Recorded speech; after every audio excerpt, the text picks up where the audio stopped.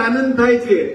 હું બહુ સ્પષ્ટ રીતે હું તમને કહેવા માંગુ છું, ખોડલધામ જો બન્યું હોય તો ડ્યુ ટુ વિઠ્ઠલદાસ, વિઠ્ઠલદાસ ના હોય તો ખોડલધામ ન બને। એનો પાયાનો સાક્ષી હું છું।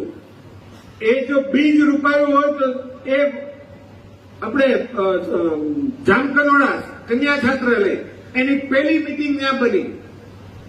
મુરબ્બી નરેશભાઈ થી માંડી બધા જ અમે આગેવાનો હતા અને નિર્ણય લેવાયો। અને જે ખોડલધામ નું જે કઈ પાયામાં જે કઈ કરોડો રૂપિયાનું જે દાન આપ્યું અને દાન મેળવું એ વિઠ્ઠલદાસ અને વિઠ્ઠલદાસની શક્તિ હતી કે કોઈને હાથ મૂકે અને કોઈને વાત કરે એ વ્યક્તિને ના કહી ન શકે। કારણ એક જ હતું, જે વ્યક્તિએ જે દાન આપે છે કે એની સાથે રેપો રાખ્યો છે ને એ વિઠ્ઠલદાસને ફોન કરે અને ગાંધીનગરનું કામ હોય તો એ એમ કે તું ત્યાંથી રવાના થા, હું અહીંથી અહીં રવાના થાઉં છું। સવારે 8 વાગે આપણે ગાંધીનગર ભેગા થશું।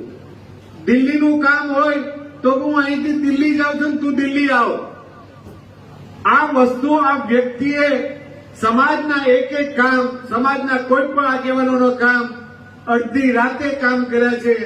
અને જે કામ કર્યા છે તો ખરા, જે ફંડ લીધું, ફંડ રૂપિયાનું લીધું અને 100 રૂપિયાની ઇમારત ઉભી કરી, 100 રૂપિયાનું વર્ક કર્યું। અને કેટલો સિમ્પલ માણસ, કેબિનેટ મંત્રી હોય, સંસદ સભ્ય હોય, ગામડામાં ગમે ત્યાં જાય, લગ્નમાં જાય, ગમે તે જગ્યાએ જાય। મને ઘણી બધી આવ્યો, મને એમ થાય ગમે તે જગ્યા ગરીબ માણસને ઘરે જમવાનું હોય, ગમે તેવો જમી લે, ગમે ટાઈટ તડકો ગરમી હોય, હસતો ને હસતો અને સ્કૂટર ઉપર રવાના થાય। ગમે એ માણસ એને મળી શકે, ગમે એ માણસ એમ કે તું કહી દેજે વિઠ્ઠલદાસ મારા માસીનો દીકરો છે। હવે આ કામ કેવું અને આ કાર્ય કેવું એ બહુ કઠણ છે, પણ વિઠ્ઠલદાસ માટે કોઈ વસ્તુ કઠણ નહોતી।